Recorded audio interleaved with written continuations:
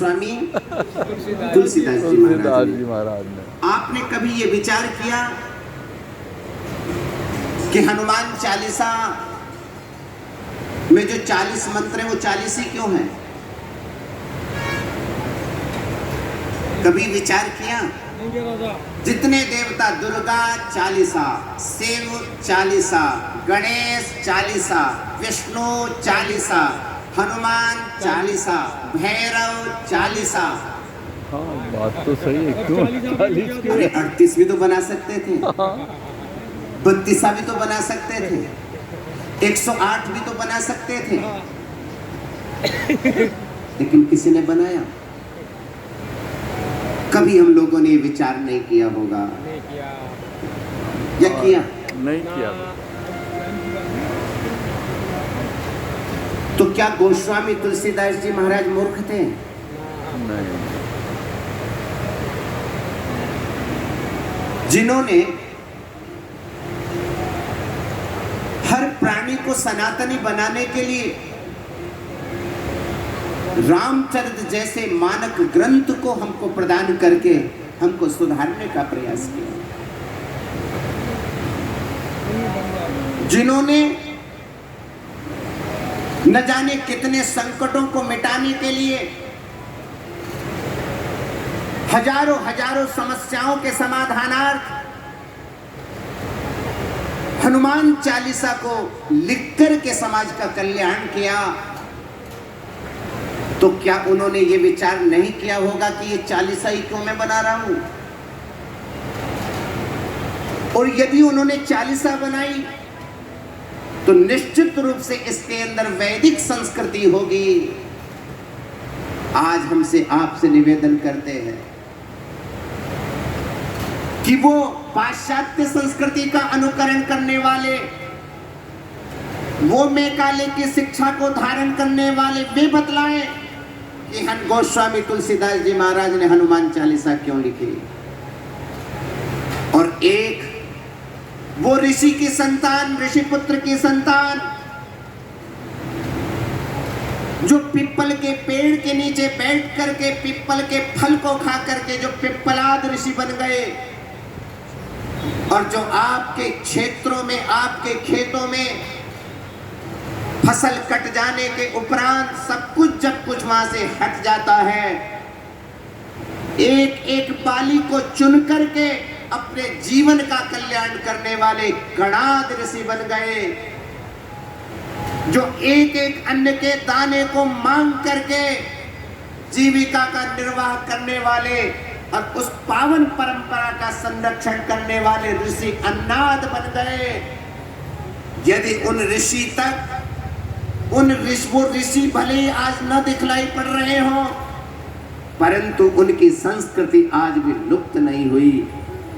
जब भी आपको समस्या का समाधान प्राप्त होगा, वो समस्या का समाधान जब ही प्राप्त होगा जब आप वर्णाश्रम निष्ठ ऐसे महापुरुषों का संसर्ग करने वाले महापुरुषों के बीच में आप लोग बैठेंगे। ये मैकाले की शिक्षा ये तात्कालिक लाभ अवश्य प्रदान कर सकती है, परंतु हमारी वैदिक संस्कृति की रक्षा नहीं कर सकती। इसलिए सज्जनों, ये हनुमान चालीसा ही क्यों है, ये विचार समाज अवश्य करेगा, क्योंकि ये साधारण बात नहीं, इसमें वेद आ जाते हैं, इसमें सकल उपनिषद आ जाते हैं। हमारी पुराणे कितनी हैं? कितने पुराणे? 18। कितने पुराणे? 18। और उप पुराण कितनी है? 118। और वेद कितने?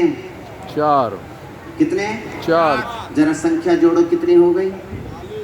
18 और 18 36 और 4 40। ये मैंने केवल एकमात्र दिग्दर्शन किया है।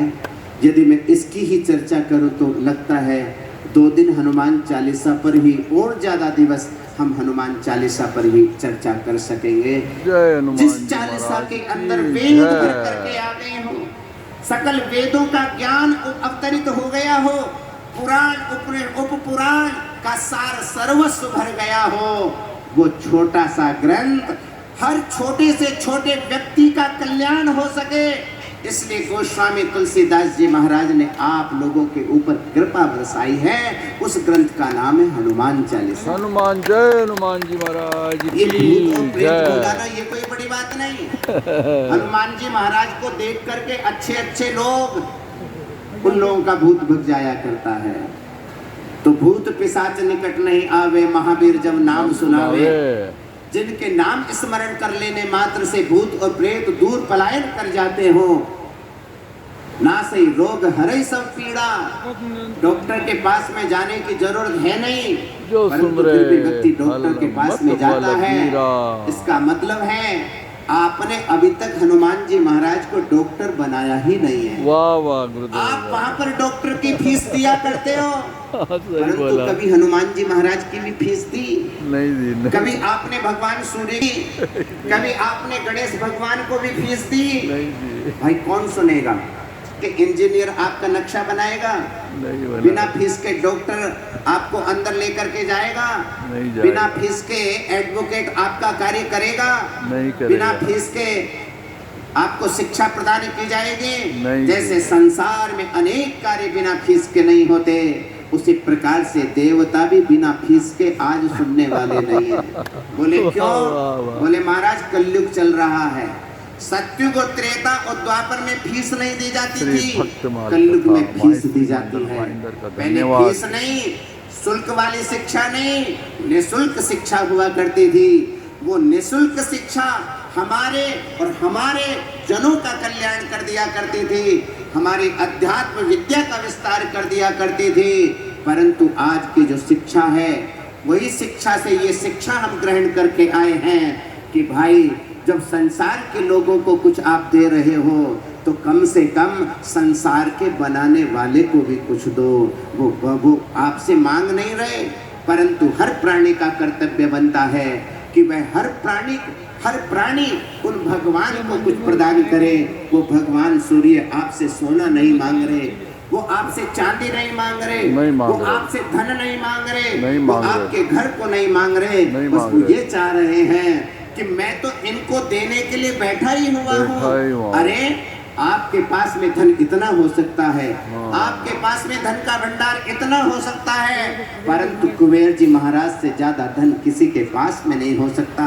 जो कुबेर जी महाराज पूरी दुनिया के लिए बांट रहे हैं, प्रतिक्षण बांट रहे हैं, फिर भी कुबेर जी महाराज का इतना सा छोटा सा पात्र भी अभी खाली नहीं हो पाया। दुनिया एक तरफ पूरी शक्ति लगा ले, फिर भी कुबेर जी महाराज का भंडार कभी खाली संसार के अंदर होता हुआ नहीं आया है। इसलिए सज्जनों, यदि कुबेर जी महाराज के भंडार को जो हम निकाल रहे हैं प्रतिदिन, उसको यदि भरना है तो हर समाज के प्राणी को प्रातः काल उठ करके भगवान सूर्य के लिए 4 अर्घ्य दान तो करने ही करने चाहिए। कितने करने चाहिए? 4। करोगे कि नहीं? करेंगे करेंगे। उसको करने से मालूम है क्या होगा? आपका चश्मा उतर जाएगा।